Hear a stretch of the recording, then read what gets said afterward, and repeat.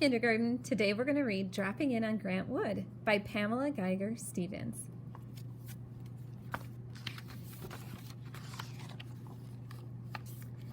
Hello there, my name is Puffer and I am on my way to Iowa to visit the famous American artist Grant Wood. Would you like to join me? Look, it's a flying circus. Puffer tips his hats to the clowns and pilot, but he is no acrobat. He loses his balance and tumbles from the sky. Whoa! Flap, flap, flap, flutter, flutter, flap. Look out below! Crash, thump, bump. Puffer falls into a flock of chickens. Cluck, cluck, cluck, cluck, cluck! All the chickens say at once. What a ruckus it is. Pardon me, do you know where I could find Mr. Grant Wood, the famous American artist?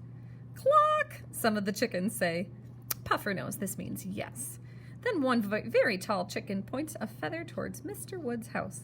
Cluck! Oh, I see. Thank you so much. Puffer walks to Mr. Wood's house. Mr. Wood is making a frame for one of his paintings. Mr. Wood? Yes, answers the artist. I am Puffer, the interviewer. You were expecting me, sir. Puffer, I'm pleased to meet you. Welcome to Cedar Rapids, Iowa. Thank you. I'm glad to be here. That was quite a landing you made in the middle of the chickens, Mr. Wood laughs. Someday I will have to take landing lessons. Are you ready to see my studio and artwork, Mr. Wood? Asks Mr. Wood as he puts down the frame. Yes, please. That would be splendid. Here's my studio, Puffer. This is where I live and work, explains Mr. Wood. Puffer looks around at all of the artwork. What painting would you like to see first? Mr. Wood asks. Let's start with a famous one. Okay, says Mr. Wood as he points to a small painting. I think you'll know this one. The title is American Gothic. Here's the painting. Who are the people in the painting, Mr. Wood? I've never shared that secret, but perhaps if you look closely, you can figure that out for yourself, answers Mr. Wood. Puffer looks at the painting. I think these people must live in the country. In the background is a red barn. And see, the man wears overalls. He's holding a pitchfork. The lady wears an apron.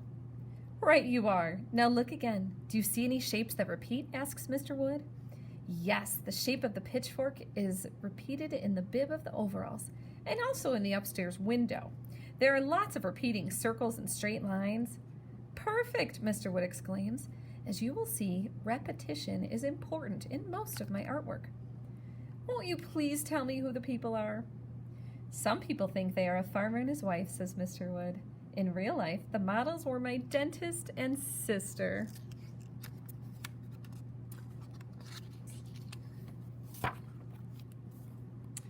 This painting is called Stone City.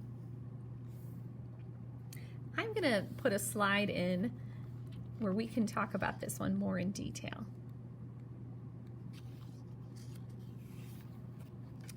I'm going to skip ahead here. Puffer writes notes as Mr. Wood looks out of the studio window. Mr. Wood, when you are planning a painting, where do you get your ideas? Ideas for artwork are all around, Puffer. Sometimes I get ideas from reading books or visiting different places. Sometimes I get ideas when I am doing chores or just looking out the window. Puffer looks out the window where Mr. Wood is standing.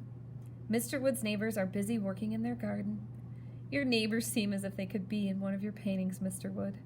Mr. Wood smiles and then points to a painting nearby.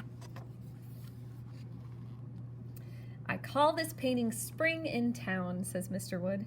Do you see why I call it that? Sure, the people are doing chores that usually happen in the spring.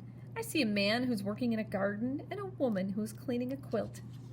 Very good. By looking at the action, you have figured out the season. Now, can you figure out the place? Mr. Wood asks.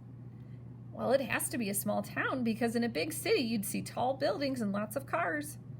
Right again, exclaims Mr. Wood. Then Mr. Wood asks, how is this painting the same as paintings you have already seen?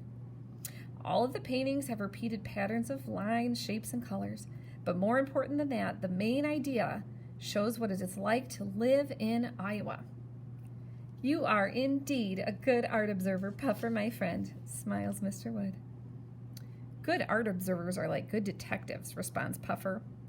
We just look for the clues to help us solve the mysteries.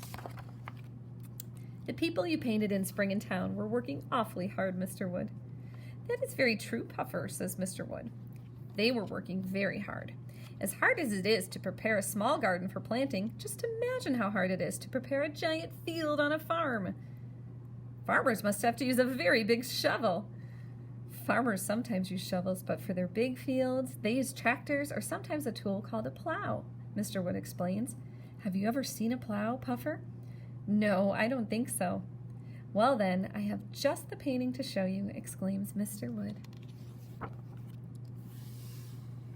This painting is called Fall Plowing, and it shows an old-fashioned plow, says Mr. Wood. To use this plow, a farmer would hold the handles and walk behind it while a horse or oxen pulled.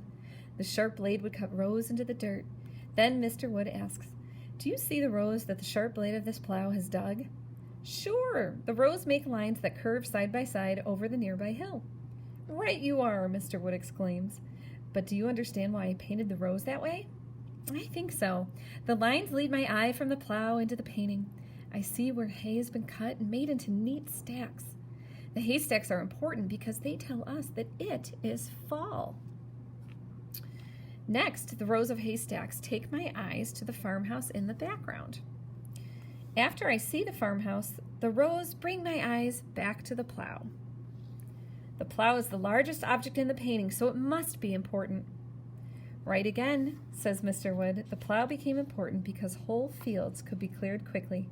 Farmers could have more land and grow more crops. Like many of your other paintings, Fall Plowing shows an idea about living and working in Iowa. Right for the third time, Puffer, says Mr. Wood. After looking at spring in town, Puffer and Mr. Wood return to look out the window. Ah, says Mr. Wood, we'll have a beautiful Iowa sunset this evening. We should go outdoors and enjoy it. Sunset? Oh my, I must be going. Puffer gathers his things and starts for the door. On their way outside, Puffer notices a clock on Mr. Wood's front door. I've never seen a clock like that before, Mr. Wood. There's only one hand and the numbers don't go all the way around. That's right, Puffer, Mr. Wood replies. I invented this clock. It isn't used to tell time. I use it to tell my visitors where I am and what time I'll be returning to the studio. Here's a section that says, watching the sunset.